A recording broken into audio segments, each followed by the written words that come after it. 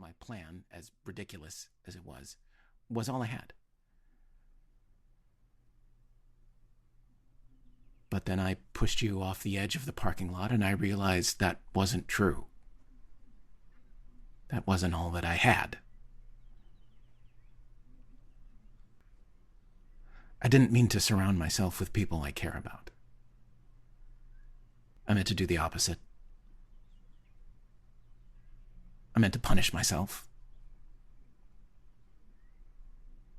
But the cosmos, which seems to me to be nothing more than a giant engine of punishment, this one time said, no. This one, we give him friends. And I think that's probably fucked me up more than anything.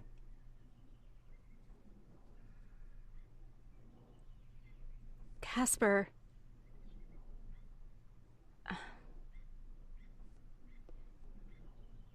He's almost certainly never going to walk through the door. I know. That's what makes it so stupid. What's more, even if he did show up, which timeline is he from? Is it the timeline where I did everything right? Is it the timeline where I never existed at all? He's better off in both of those. You know, none of us really want to admit it, but the only home that any of us have anymore is each other.